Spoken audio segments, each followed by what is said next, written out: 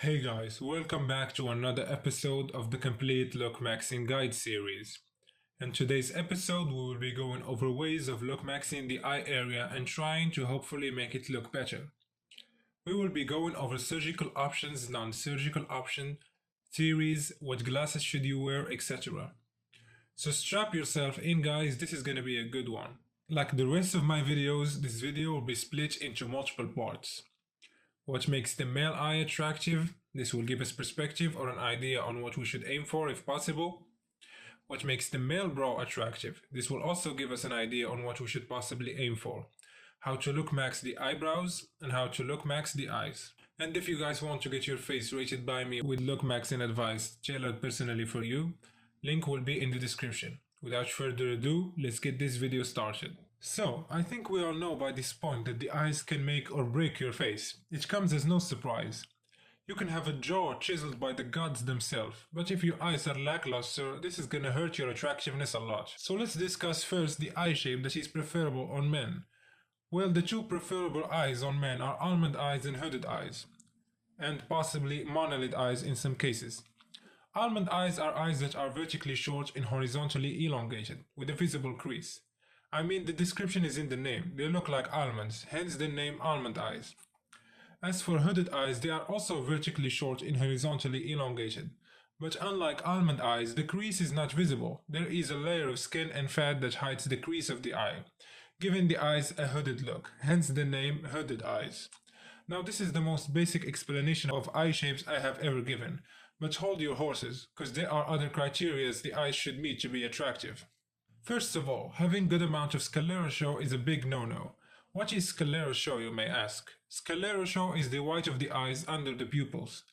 And this issue is usually caused by a lack of midface support, low set cheekbones causing the eyes to sag.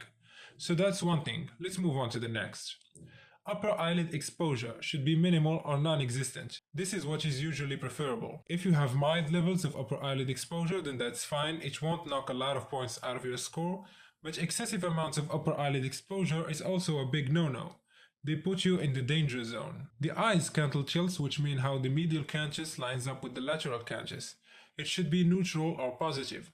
Negative cantle tilt will hurt most people rating, but there are some people who can rock such a tilt.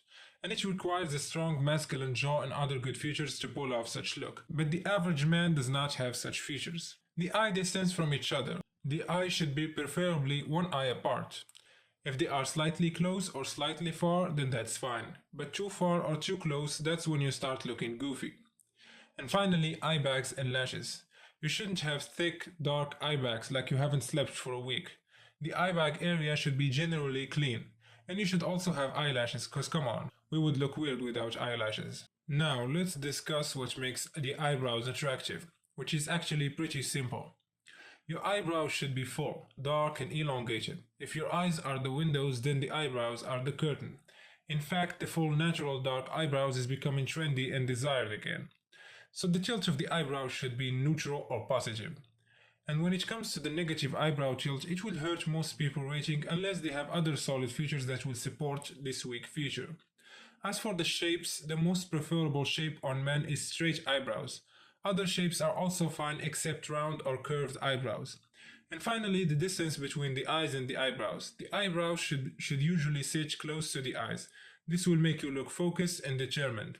Medium eyebrows distance is fine, and eyebrows that are far away from the eyes will make you look surprised, which is not good. So enough with the science lesson, Nero. I want to hear about the improvement part. Alright, I hear you. Let's move on to the next part. When it comes to the eyebrows, there are multiple options to choose if you have thin eyebrows. One of those options are finasteride and minoxidil.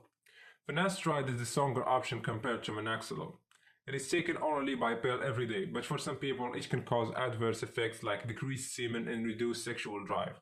In some cases, it might also cause excessive hair growth. As for minoxidil, it is not known to cause any adverse side effects for most people, and it is considered to be the safest of both options. You can buy minoxidil without a doctor's prescription, unlike finasteride. It comes in the forms of foams, serums, and shampoos. It takes 6 to 12 months to see results on it, and if you stop using it, the results will stop and your hair will start falling again. For the eyebrows, I would recommend minoxidil, because it can be specifically applied to the desired area, and that's the eyebrows.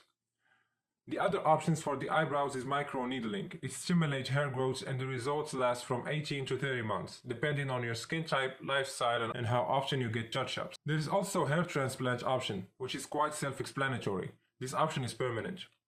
And the final option I have in mind right now is eyebrow tattooing, which can work for some people if done correctly, but I don't recommend it. Now let's say that you have full eyebrows, which is great, but what about the color of the eyebrows themselves? If your skin tone is as white as snow, don't get your eyebrows dyed with a black color, because it will not suit your complexions. A more suitable color would be brown, light brown or dark brown. It depends on your skin tones. The darker your skin tone gets, the darker the color you can rock, if that makes any sense. For me, my eyebrows are black naturally, well, because I'm not white. Hope you guys get the idea. As for trimming the eyebrows, I only recommend trimming the unibrow, because if the body of the eyebrow get too tidy and sharp, it will look feminine. But if your eyebrows are too bushy and messy, then trimming them and cleaning them up would be okay. I think this covers up the eyebrows. Let's see what we can do about the eyes themselves. Well, I know this will suck, but the eyes themselves are most, if not all, genetics. So what can you fix up without surgery? Well, you can fix up the dark eye bags and eye distance. In case of the eye distance, the eyes get closer the fatter you get. So when you cut and you drop to a healthy body fat, the eye distance increase, making them look pleasant. As for the dark eye bags, you should start with getting good sleep, staying hydrated and using a cold compress for 10 to 15 minutes. And washing it with lukewarm water. As for surgery's option, it's going to depend on what you want to get fixed and what your issues are. For example, if you have lots of upper eyelid exposure, you can get blepharoplasty surgery, which I'm sure I pronounced wrong. And if you have lots of sclera show, you can get hyaluronic acid fillers, which is quite a mouthful to pronounce. Swollen eye bags that can be taken care of naturally can also be fixed with blepharoplasty surgery. These are the most common eye surgery that people get to enhance the look of their eyes. There are other surgeries for eye distance and eye size. I will discuss these sorts of plastic surgeries in depth in a future video. Now I have a theory I want to discuss. It's just a theory, don't quote me on it, I'm not promising any success. Droopy eyes are usually caused by lack of mid-face and cheekbone support. So for people who are young and mouth breathing, which will cause their maxilla to be underdeveloped, they might be able to fix their droopy eyes with mewing, because mewing will help develop the maxilla properly, which will end up developing the eyes. But I think we are stepping in the territory of bro science, so let's move on. If you have a very good eye area and you are wearing outdated glasses or nerd glasses, then you are doing yourself a disservice. You should either go for contact lenses or modern glass frames. As for the frames themselves, I have a picture here that shows what kind of glass frames suits each face shape. And I'm gonna show you guys some modern glasses so that you guys will get a good idea. I think this about sums up today's video. If you guys enjoyed it, don't forget to like and subscribe and tell me your thoughts down in the comments section. And like usual, catch you guys in the next one.